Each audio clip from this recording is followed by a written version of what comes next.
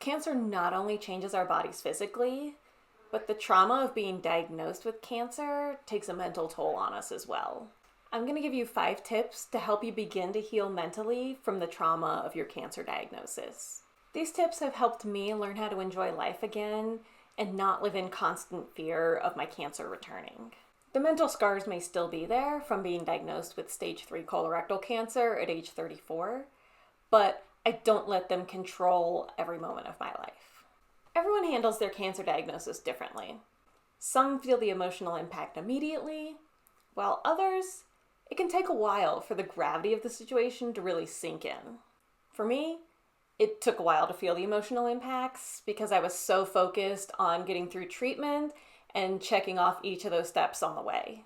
That kept me from really being able to process my diagnosis until long after treatment had finished.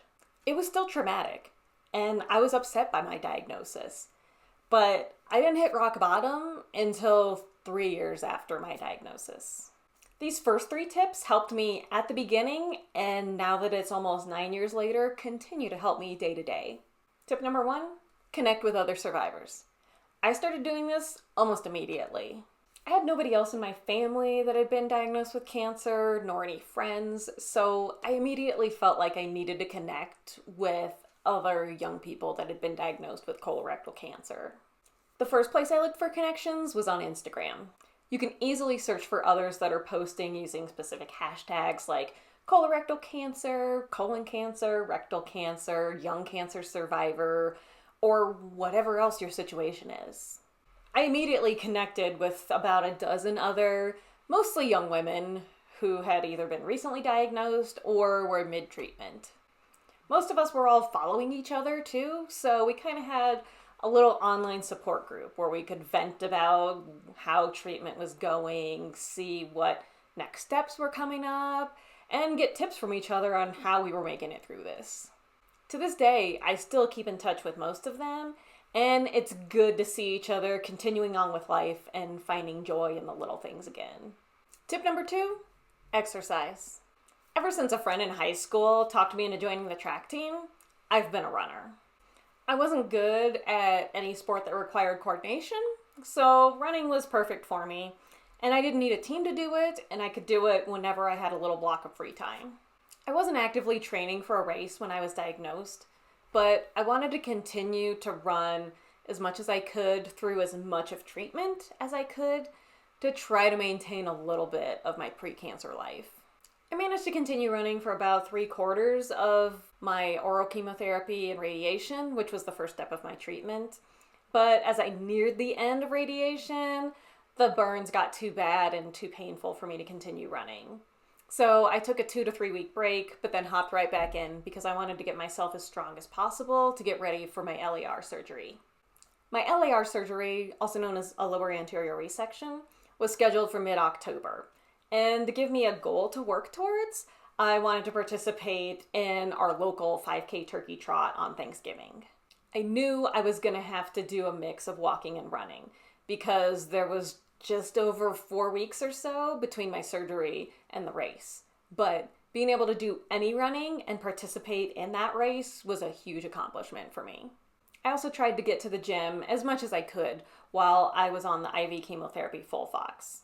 I wasn't breaking any records, but getting out of the house, going to the gym, and being able to push my body for a run was mentally empowering for me. Then once I was finished with treatment, the toll of it started hitting harder, and I kept getting small injuries that would sideline me for a few weeks here and there. During one of the longer stretches of being sidelined by a foot injury, I experienced one of the most difficult of my mental struggles. And looking back at all of the things that contributed to the decline in my mental state, not being able to exercise was most likely a factor. Now, running isn't everyone's cup of tea or choice of exercise, and I'm not trying to sell you on running. I'm trying to sell you on the importance of moving your body. Whatever your exercise method of choice is, try your hardest to keep up with it both while you're going through treatment and after. If you don't have a favorite way to exercise or something that you've been consistent with, try experimenting and find something that works for you. Walking is a good starting point if you haven't been doing anything regularly. It can get you outside, get you some fresh air, and get you into nature. Being in nature has been proven to improve our mental health. So if you can get outside for that exercise of choice, that will help improve your mental health even more. Tip number 3 is becoming an advocate. A great phrase that I'm going to snag from organization Fight CRC that I advocate with is to turn your pain into purpose. Working with other cancer survivors to bring about positive changes in local and national government is empowering and helps you feel like you're part of a community that understands the new you. Becoming an advocate isn't for everyone, and as a naturally shy person, it was really difficult for me to go to Washington, D.C. and work up the courage to talk with my representatives. But knowing that the work that I was doing would hopefully help prevent others in the future from being diagnosed with cancer at a young age like I was, that helped give me the bravery that I needed. Tip number 4 is therapy. I didn't quite understand the need for this until 3 years after my diagnosis. I thought that I was handling my diagnosis and life after treatment well. But day after day of debilitating panic attacks that began 3 years after my diagnosis said otherwise. One of the things that helped dig me out of that deep, dark hole was therapy. It wasn't the easiest thing to be able to start because, first, there were limited therapist options in my area. And the ones that were available had philosophies that didn't quite align with mine, which meant that tips and advice they would be giving potentially would not be very helpful. Therapy can also be expensive, and it sometimes isn't covered by insurance, which means it's not always an ideal option for everyone. But if the emotional impact of your cancer diagnosis is deep, it might be worth it. And if the emotional impact runs deep enough, then tip number 5 may be needed: medication.